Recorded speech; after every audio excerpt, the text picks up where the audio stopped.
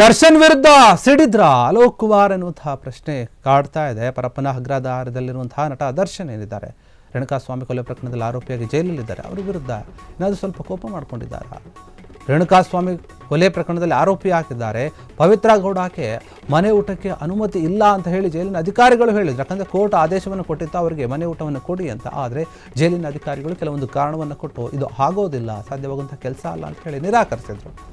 ಹೀಗಾಗಿ ಇದೇ ಒಂದು ವಿಚಾರಕ್ಕೆ ಸಂಬಂಧಪಟ್ಟಂತೆ ಜೈಲಿನಲ್ಲಿ ವಿಚಾರಣಾಧೀನ ಖೈದಿಗಳಿಗೆ ಮನೆ ಊಟ ನೀಡಿದರೆ ಏನಾಗುತ್ತೆ, ಮುಂದೆ ಎಲ್ಲ ಆರೋಪಿಗಳು ಕೂಡ ಇದೇ ಆದೇಶದ ಮೇಲೆ ನಮಗೂ ಕೂಡ ಮನೆ ಊಟವನ್ನು ಕೊಡಿ ಅಂತ ಕೇಳುವಂತಹ ಸಾಧ್ಯತೆ ಇರೋದ್ರಿಂದ ಮನೆ ಊಟ ನೀಡಿದರೆ ಕಷ್ಟ ಆಗುತ್ತೆ, ಅದಕ್ಕಾಗಿ ನಾವು ಕೊಡ್ತಾ ಇಲ್ಲ ಅಂತ ಹೇಳಿ ಜೈಲಿನ ಅಧಿಕಾರಿಗಳು ನಿರ್ಧಾರವನ್ನು ತೆಗೆದುಕೊಂಡಿದ್ದಾರೆ.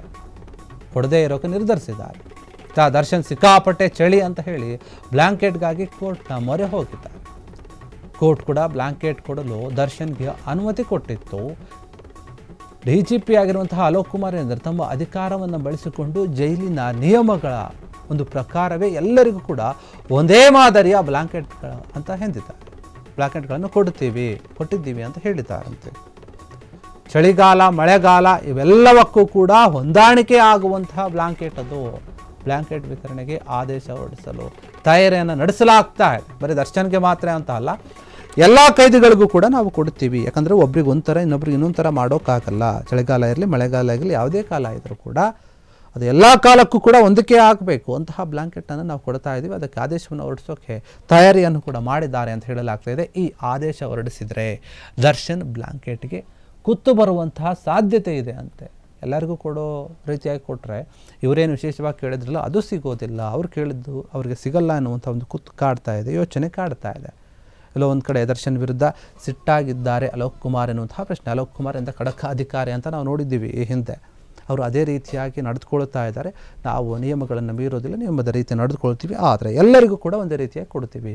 ಒಬ್ರಿಗೂ ಒಂಥರ ಒಬ್ರಿಗೊಂಥರ ಕೊಡೋಕ್ಕಾಗಲ್ಲ. ಯಾಕಂದರೆ ಮನೆ ಊಟಕ್ಕೆ ಒಬ್ರಿಗೆ ಅನುಮತಿ ಮಾಡಿದರೆ ಕೊಟ್ಟರೆ ಅಲ್ಲಿ ಅದಕ್ಕಾಗಿ ಸಾಕಷ್ಟು ಜನ ಬೇಕಾಗುತ್ತೆ, ಅದನ್ನು ಚೆಕ್ ಮಾಡಿ ಹೊರಗಡೆ ತಂದು ಕೊಡೋಕೆ.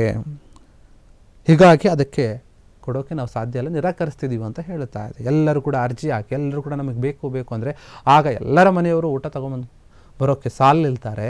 ಅದು ನಮಗೆ ನಿಭಾಯಿಸೋಕ್ಕೆ ಕಷ್ಟ ಆಗುತ್ತೆ, ಇದು ತೊಂದರೆ ಆಗುತ್ತೆ, ಇದು ಸರಿ ಬರೋದಿಲ್ಲ. ಹೀಗಾಗಿ ನಾವು ಅದಕ್ಕೆ ಅನುಮತಿಯನ್ನು ಕೊಡೋದಿಲ್ಲ, ನಿರಾಕರಿಸ್ತಿದ್ದೀವಿ ಅಂತ ಅಧಿಕಾರಿಗಳು ಸ್ಪಷ್ಟನೆಯನ್ನು ಕೊಟ್ಟಿದ್ದಾರೆ. ಕೋರ್ಟ್ ಆದೇಶ ಇದ್ದರೂ ಕೂಡ ಈ ಒಂದು ವಿಚಾರವಾಗಿ ನಾವು ಕೊಡೋಕ್ಕಾಗಲ್ಲ ಅಂತ ಹೇಳಿರುವಂಥದ್ದು. ಇನ್ನು ಜೈಲಿನ ನಿಯಮ ಏನಿದೆ ಅದರ ನಿಯಮಗಳ ಪ್ರಕಾರವೇ ನಾವು ಎಲ್ಲರೂ ಕೂಡ ವ್ಯವಸ್ಥೆಯನ್ನು ಮಾಡ್ತೀವಿ, ಒಬ್ರಿಗೊಂಥರ ಮಾಡೋಕ್ಕೆ ಹೋಗಲ್ಲ. ಬ್ಲ್ಯಾಂಕೆಟ್ ಏನು ಕೇಳಿದ್ರಲ್ಲ ದರ್ಶನ್, ನಾವು ಅದನ್ನು ಕೂಡ ಕೊಡ್ತೀವಿ, ಆದರೆ ಎಲ್ಲರಿಗೂ ಕೊಟ್ಟಂತ ಅವ್ರಿಗೆ ಕೊಡ್ತೀವಿ ಅಷ್ಟೇ ಅಂತ ಹೇಳ್ತಾ ಇದ್ದಾರೆ. ಹೀಗಾಗಿ ದರ್ಶನ್ ಅವ್ರು ಏನು ಕೇಳಿದ್ರಲ್ವ ಆ ರೀತಿಯಾದಂಥ ಒಂದು ಬ್ಲ್ಯಾಂಕೆಟ್ ಸಿಗೋಕ್ಕೆ ಸಾಧ್ಯ ಇಲ್ಲ.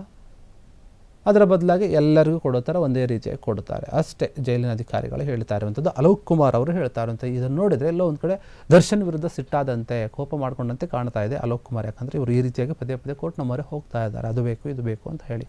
ನಾವು ನಿಯಮದ ಪ್ರಕಾರ ಏನು ಕೊಡೋಕ್ಕೆ ಸಾಧ್ಯ, ಎಷ್ಟು ಅನುಕೂಲ ಮಾಡಿ ಕೊಡೋಕ್ಕೆ ಸಾಧ್ಯ ಅಷ್ಟು ಕೊಡ್ತಾ ಇದ್ದೀವಿ ಅನ್ನೋಂಥ ರೀತಿಯಲ್ಲಿ ಹೇಳ್ತಾ ಇದ್ದಾರೆ. ಈಗಾಗಲೇ ಈ ಹಿಂದೆ ಪರಪ್ಪನ ಅಗ್ರಹಾರ ಜೈಲಿನಲ್ಲಿ ಆದಂತಹ ಕೆಲವೊಂದು ಘಟನೆಗಳನ್ನು, ಅವ್ಯವಸ್ಥೆಯನ್ನು ನಾವು ನೋಡಿದ್ದೀವಿ. ಅಲ್ಲಿ ಅವರಿಗೆ ಏನು ಬೇಕಾದರೂ ಸಿಗ್ತಾ ಇತ್ತು, ಅವ್ರು ಕೇಳಿದ್ದೆಲ್ಲ ಸಿಕ್ಕಿತ್ತು. ಆದರೆ ದರ್ಶನ್ ವಿಚಾರದಲ್ಲಿ ಯಾಕೆ ಹಿಂಗೆ ಆಗ್ತಾ ಇದೆ ಅಂತ ಪದೇ ಪ್ರಶ್ನೆ ಬರ್ತಾ ಇತ್ತು. ಈಗ ಅವ್ರಿಗೊಂದು ಬ್ಲ್ಯಾಂಕೆಟ್ ಕೊಡೋಕ್ಕೂ ಕೂಡ ಈ ರೀತಿಯಾಗಿ ಇಂದು ಮುಂದೆ ನೋಡ್ತಾ ಇದ್ದಾನೆ. ಎಲ್ಲೋ ಒಂದು ಕಡೆ ಅಲೋಕ್ ಕುಮಾರ್ ಕೋಪ ಮಾಡಿಕೊಂಡಂತೆ, ಸಿಟ್ಟಾದಂತೆ ಕಾಣ್ತಾ ಇದೆ ಎನ್ನುವಂಥ ವಿಚಾರ ಮೇಲ್ನೋಟಕ್ಕೆ ಕಂಡು ಬರ್ತಾ ಇದೆ.